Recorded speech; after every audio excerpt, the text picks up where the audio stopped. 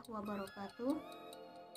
Baiklah, perkenalkan saya Cindy Claudia Depanda dari BKI 5B, jurusan Bimbingan dan Konseling Islam.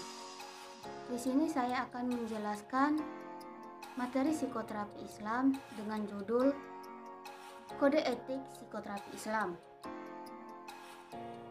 Untuk kode etik psikoterapi Islam sendiri, itu adalah sebagai suatu bentuk yang diberikan seseorang kepada orang lain yang mempunyai problem psikologis.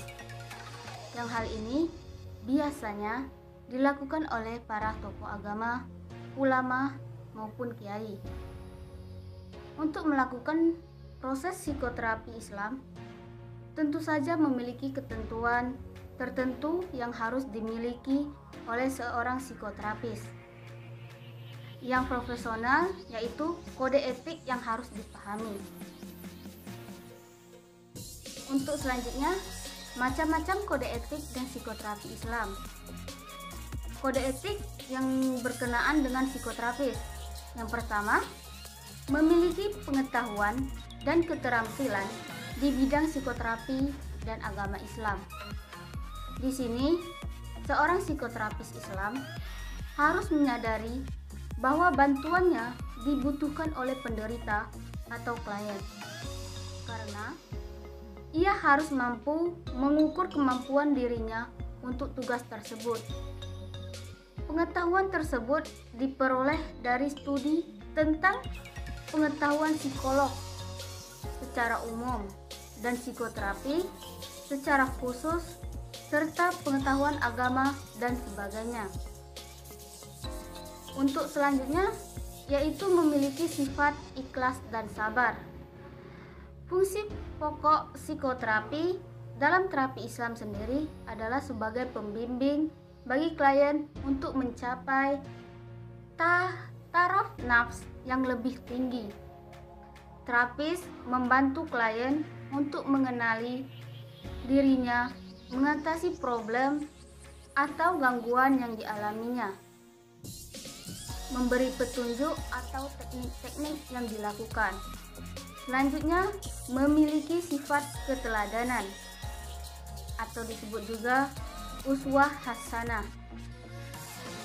Seorang psikoterapis hendaknya dapat menjadi suri tauladan yang baik dalam beriman, ibadah, dan akhlak. Klien akan menerimanya bila ia merasa senang atas perlakuan dan pertolongan yang diberikan oleh seorang psikoterapi.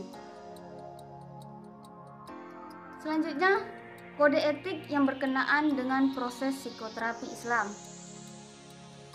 Yang pertama, psikoterapi Islam menghargai harkat dan martabat klien sebagai manusia, makhluk ciptaan Allah Subhanahu wa Ta'ala yang paling sempurna.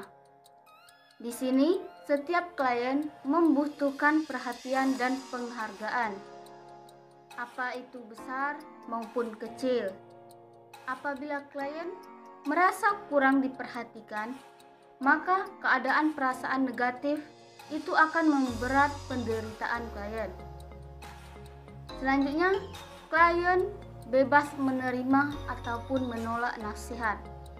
Apabila klien terpaksa mematuhi nasihat psikoterapis Islam, dia tidak senang, maka hatinya akan menolak.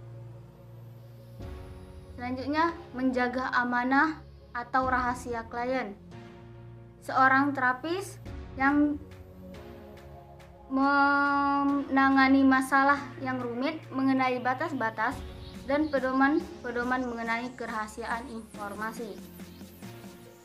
Dan seterusnya, menjaga nilai ukhuwah Islamiyah.